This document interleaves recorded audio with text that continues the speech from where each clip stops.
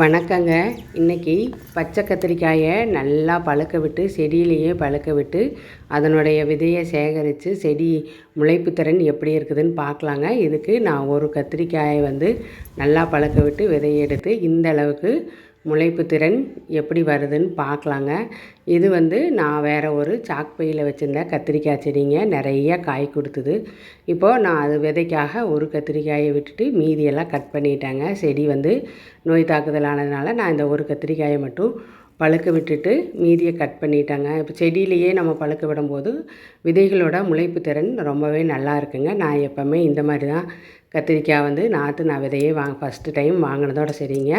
அதுக்கப்புறமா நான் விதையே வாங்கலை. இப்படியே தான் ஒரு கத்திரிக்காயை விட்டு அதுலேருந்து விதையை எடுத்து கத்திரிக்காய் செடி வளர்த்துறேங்க. இப்போது இந்த கத்திரிக்காயை நல்லா 2-3 கட் பண்ணி ஒரு வாரம் நிழல் பாங்கான இடத்துல வச்சிடலாங்க. வெயிலில் வைக்க வேண்டாம், நேரடியான வெயில் படாமல் நிழலான இடத்துல கொஞ்சம் வச்சோம்னா இது ஒரு வாரத்தில் நல்லா காஞ்சிருங்க. அதுக்கப்புறமா நம்ம இந்த அப்போவே எடுத்தும் கூட விதையை போட்டு விடலாம். நம்ம விதையை கொஞ்சம் சேகரித்து வைக்கணும்னு நினச்சோம்னா காய வச்சு எடுத்து வச்சுக்கலாங்க. இப்போது நான் இந்த விதையை ஒரு வாரம் காய விட்டுட்டேன். இப்போ இந்த அளவுக்கு நல்லா காஞ்சு வற்றி போச்சுங்க. இதிலேருந்து நம்ம விதையை எடுத்துக்கலாம். நான் இந்த தடவை விதையை சேகரித்து வைக்கிறது இல்லைங்க. அப்படியே ஒரு கத்திரிக்காயை அப்படியே போட்டு விட்ருவேன். நல்லா வர நாற்றுக்களை எடுத்து நான் நடவு செஞ்சுருவேங்க. அது இன்றைக்கும் இந்த பூரா விதையுமே அப்படியே போட்டு விட்டுறலாங்க. நாற்று எந்த அளவுக்கு முளைப்பு திறன் இருக்குதுன்னு பார்க்கலாங்க. இந்த க்ரோ பேக் நான் ஏற்கனவே கீரை செடி வச்சுருந்த க்ரோ பேக் தாங்க. கீரையெல்லாம் எடுத்துகிட்டு அந்த மண்ணிலேயே கொஞ்சம் காய்கறி கழிவு உரம் மட்டும் கலந்து வச்சுட்டு இப்போ நான் அதில் விதை போட்டு விட போகிறேங்க. எல்லா விதையுமே போட்டு விட்டுறலாம். அப்போ தான் நம்ம சேகரிக்கிற விதை எல்லாம் நல்லா முளைப்பு திறன் இருக்குதான்னு நம்ம பார்க்க முடியுங்க. விதையை சேகரித்து வைக்கணும்னு நினச்சோம்னா அந்த கொஞ்சம் காய வச்சு நம்ம கொஞ்சம் சாம்பல் கலந்து வச்சிட்டோம்னா அடுத்த சீசனுக்கும் கூட விதைக்கலாங்க. இப்போது இதை விதைச்சிட்டு கொஞ்சம் கோகோ பிட்டோ அல்லது மண்ணோ எடுத்து மூடி விட்டுடலாங்க. மேலால் லைட்டாக மூடி விட்டு நிறுத்தி விட்டு தண்ணி ஊற்றி விட்டுக்கலாங்க. தண்ணி நம்ம பூவாளி இருந்தால் அதில் கூட ஊற்றலாம், இல்லைன்னா இந்த மாதிரி கை வச்சு ஊற்றிக்கலாங்க. செடி முளைச்சி வர வரைக்கும் நம்ம இந்த மாதிரி தான் தண்ணி ஊற்றணும். அப்போ தான் விதை நம்ம மேலே வராமல் இருக்குங்க.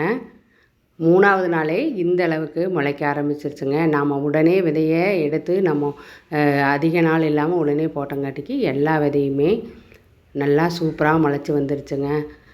விதையோட நல்லா நம்ம செடியிலேயே பழுக்க விட்டதுனால செடியோட முளைப்பு திறன் சூப்பராக இருக்குதுங்க. இந்த அளவுக்கு எல்லா விதையுமே முளைச்சி செடி ரொம்பவே அடர்த்தி ஆயிடுச்சுங்க. இவ்வளோ அடர்த்தியாக விட்டோம்னா நாற்றுக்கள் பெருசாகாது, ரொம்ப வளர்ச்சி இல்லாமல் இருக்குங்க. அதனால் நம்ம கொஞ்சம் நாற்றுகளை எடுத்து விட்டுறலாம். ஏன்னா அதிகமாக இருக்கும்போது அந்த செடிகளோட வளர்ச்சி நல்லா இருக்காது. அதனால் நம்ம இதில் பாதி அங்கங்கே நாற்றுகளை எடுத்து விட்டுறலாங்க. எடுத்து விட்டோம்னா சூப்பராக திருப்பியும் நல்லா வளர்ந்துருங்க. இவ்வளோ நாற்றுக்களே நம்மளுக்கு தேவைப்படாது. நாற்றுக்கள் விதை போட்டு நல்லா முளைச்சதுன்னா 25 நாளையிலேயே நம்மளுக்கு நாற்று ரெடி ஆயிருங்க. எடுத்து நடவு செஞ்சுக்கலாம்.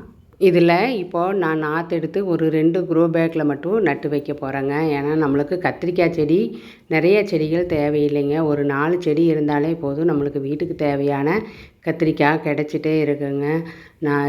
கத்திரிக்காய் செடி வருஷம் 1 வருஷம் 2 வருஷம் கூட இருக்குங்க. நம்ம நோய் தாக்குதல் ஆயிடுச்சுன்னா பூராத்தையுமே கட் பண்ணி விட்டுட்டு வெறும் கட்டையை மட்டும் விட்டுட்டு அதுகளுக்கு உரம் கொடுத்தாலே திருப்பி தளைஞ்சு நம்மளுக்கு காய் கொடுக்குங்க. அதனால் ஒரு 4 செடியை மட்டும் இப்போ நான் ஒரு 2 க்ரோ பேக்கில் நட்டு வைக்க போகிறேங்க. இது ஒரு க்ரோ பேக்குக்கு ஒரு செடி வச்சாதாங்க இது நல்லாயிருக்கும். நான் நம்ம நடவு செய்யும்போது 2 செடியை நடவு செஞ்சிட்டோம்னா அதில் ஒன்று நல்லா வளர்ந்ததுக்கப்புறம் இன்னொன்று நம்ம எடுத்து விட்டுறலாங்க.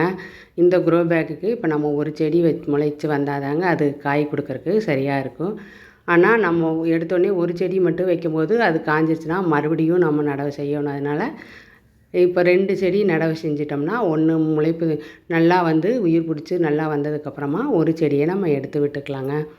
க்ரோ பேக் நம்ம எந்த அளவுக்கு கொஞ்சம் பெருசாக வைக்கிறோமோ அந்த அளவுக்கு செடிகள் நிறைய வேர் போய் நிறைய காய் கொடுக்குங்க. நான் இப்போ 1 அடி உயரம் 1 அடி அகலம் உள்ள க்ரோ பேக்கில் தாங்க நடவு செய்கிறேன். இதுக்கு ஒரு செடி மட்டும் விட்டாவே போதுங்க, அதுவே கரெக்டாக இருக்கும். நம்ம நிறையா உரங்கள், திட உரங்கள் கொடுக்கும்போது நிறையா காய் கொடுக்குங்க. கத்திரிக்காய் செடி வீட்டில் வாரத்தில் 2 டைம் நம்ம குழம்பு வைக்கிறதுக்கு சாம்பார் வைக்கிறதுக்கு கிடச்சிட்டே இருக்குங்க. பார்க்கலாங்க. இனி அடுத்தடுத்து இந்த கத்திரிக்காய் செடி எந்த அளவுக்கு வளர்ந்து வருதுன்னு அடுத்தடுத்த வீடியோவில் பார்க்கலாங்க. இந்த வீடியோ பிடிச்சிருந்தா லைக் பண்ணுங்கள், கமெண்ட் பண்ணுங்கள், சப்ஸ்கிரைப் பண்ணுங்கள். நன்றி.